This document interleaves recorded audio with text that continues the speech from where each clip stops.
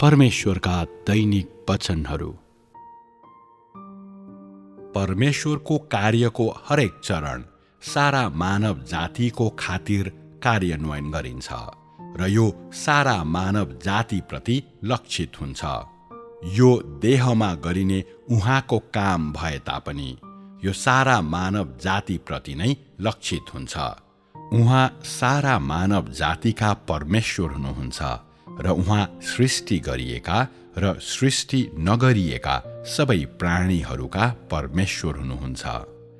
देहमा उहाँको कार्य सीमित क्षेत्रभित्र रहे तापनि र यो कार्यको पात्र समेत फरक भए तापनि आफ्नो कार्य गर्नलाई जब जब उहाँ देह बन्नुहुन्छ, उहाँले अत्यन्तै प्रतिनिधिमूलक रहेको आफ्नो कामको पात्रलाई चुन्नुहुन्छ।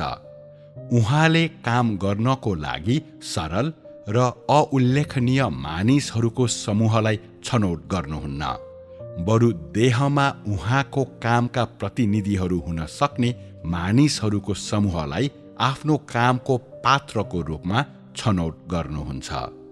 मानिसहरूको यो समूहलाई छनौट गरिन्छ किनभने देहमा उहाँको कार्यको क्षेत्र सीमित हुन्छ र यो विशेष गरी देहधारी शरीरको लागि तयार गरिएको हुन्छ र देहमा उहाँको कार्यको लागि विशेष गरी चुनिएको हुन्छ।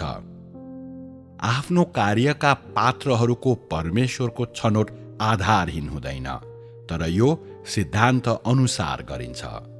कामका पात्र देहमा परमेश्वरको कामको निम्ति फाइदाजनक हुनुपर्छ र सारा मानव जातिलाई प्रतिनिधित्व गर्न सक्ने हुनुपर्छ। उदाहरणको लागि, येशूको व्यक्तिगत छुटकारालाई स्वीकार गर्ने काममा यहुदीहरूले सारा मानव जातिलाई प्रतिनिधित्व गर्न सके र देहधारी परमेश्वरको व्यक्तिगत विजयलाई स्वीकार गर्ने काममा चिनियाहरूले सारा मानव जातिलाई प्रतिनिधित्व गर्न सक्छन्। सारा मानव जातिलाई यहुदीहरूले गरेको प्रतिनिधित्वको आधार छ र परमेश्वरको व्यक्तिगत विजयलाई स्वीकार गर्ने काममा चिनिया मानिसहरूले सारा मानव जातिलाई गरेको प्रतिनिधित्वको पनि आधार छ। यहुदीहरूका बीचमा गरिएको छुटकाराको कामले जत्तिको अरू कुनै कुराले छुटकाराको महत्त्वलाई प्रकट गर्दैन र चिनिया मानिसहरूका बीचमा गरिँदै गरिएको विजयको कामले जत्तिको अरू कुनै पनि कुराले विजयको कामको पूर्णता र सफलतालाई प्रकट गर्न सक्दैन। देहधारी परमेश्वरको काम र वचन मानिसहरूको सानो समूहप्रति मात्रै लक्षित गरिएको जस्तो देखिन्छ, तर वास्तवमा यो सानो समूहमा गरिने उहाँको काम सम्पूर्ण ब्रह्माण्डको काम हो र उहाँको वचन सारा मानव जातिप्रति लक्षित छ। देहमा गरिने उहाँको काम समाप्त भएपछि उहाँलाई पछ्याउनेहरूले तिनीहरूका बीचमा उहाँले गर्नुभएको कामलाई फैलाउन सुरु गर्नेछन्। देहमा गरिने उहाँको कार्यको सबैभन्दा उत्तम कुरा भनेको उहाँले यथार्थ वचनहरू र अर्थीहरू अनि मानव जातिप्रतिको उहाँको निश्चित इच्छालाई उहाँको पछि लाग्नेहरूमा छोड्न सक्नुहुन्छ, ताकि त्यसपछि उहाँका अनुयायीहरूले अझै यथार्थ रूपमा र अझै ठोस रूपमा देहमा गरिने उहाँको सारा काम र सारा मानव जातिप्रति उहाँको इच्छालाई यो मार्ग स्वीकार गर्नेहरूमा हस्तान्तरण गर्न सक्नेछन्।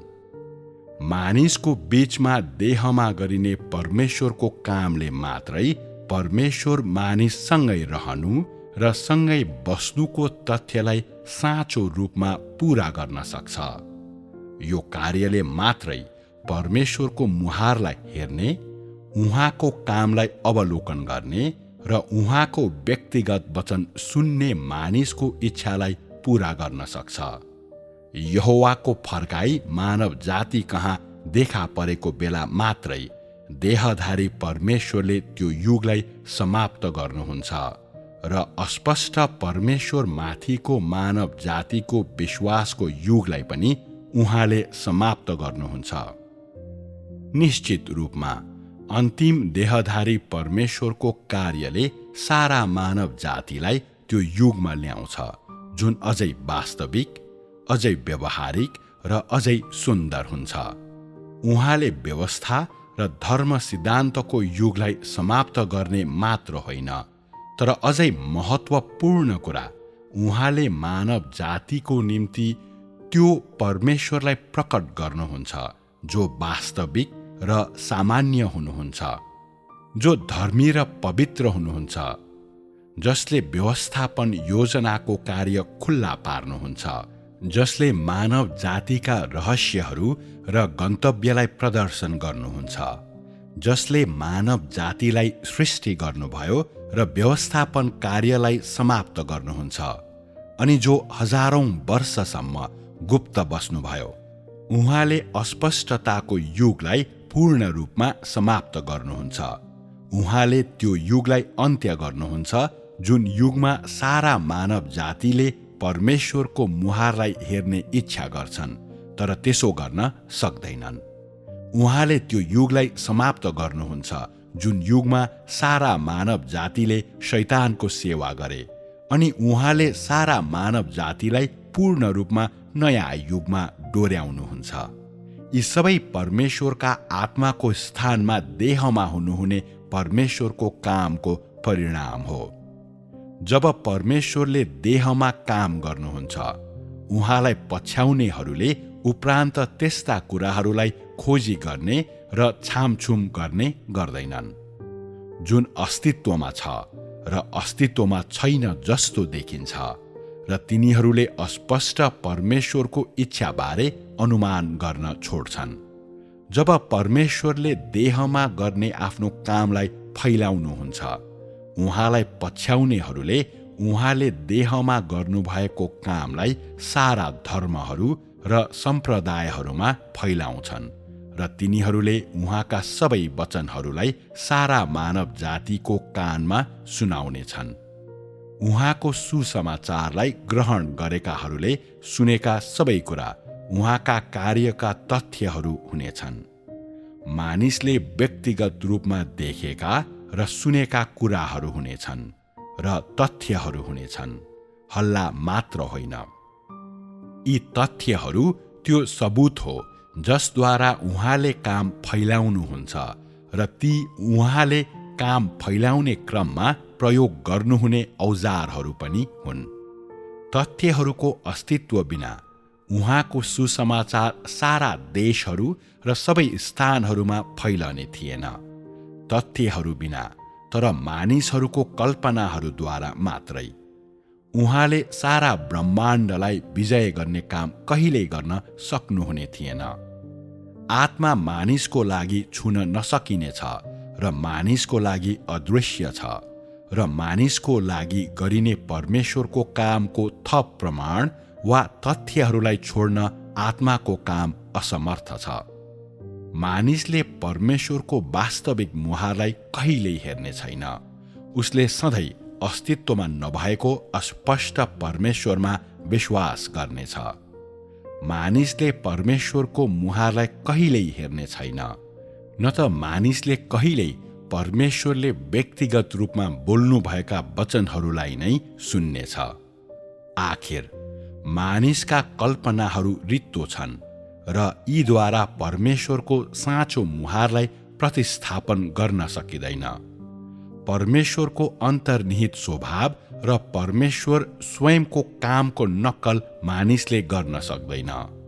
स्वर्गका अदृश्य परमेश्वर र उहाँको कार्यलाई देहधारी परमेश्वरले मात्रै पृथ्वीमा ल्याउन सक्नुहुन्छ, जसले व्यक्तिगत रूपमै मानिसहरूको बीचमा आफ्नो काम गर्नुहुन्छ। परमेश्वर मानिसको बीचमा प्रकट हुने सबैभन्दा उत्तम तरिका यही नै हो, जसमा मानिसले परमेश्वरलाई देख्छ र परमेश्वरको साँचो मुहारलाई चिन्दछ, र गैर देहधारी परमेश्वरले यो हासिल गर्न सक्नुहुन्न।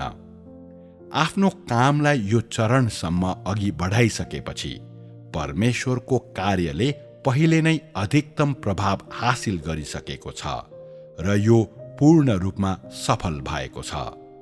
देहमा परमेश्वरको व्यक्तिगत कामले उहाँको सम्पूर्ण व्यवस्थापन कार्यको 90% काम पहिले नै पूरा गरिसकेको छ। यो देहले उहाँको सम्पूर्ण कामको निम्ति उत्तम सुरुवात र उहाँको सम्पूर्ण कार्यको सारांश प्रदान गरेको छ र उहाँले आफ्ना सारा कार्यलाई प्रकट गर्नुभएको छ र यो सम्पूर्ण कार्यलाई अन्तिम रूपमा पूर्णता दिनुभएको छ। यसपछि परमेश्वरको कार्यको चौथो चरण गर्नको लागि अर्का देहधारी परमेश्वर हुनुहुने छैन र परमेश्वरको तेस्रो देह धारणको कुनै पनि आश्चर्यजनक काम कहिल्यै हुने छैन।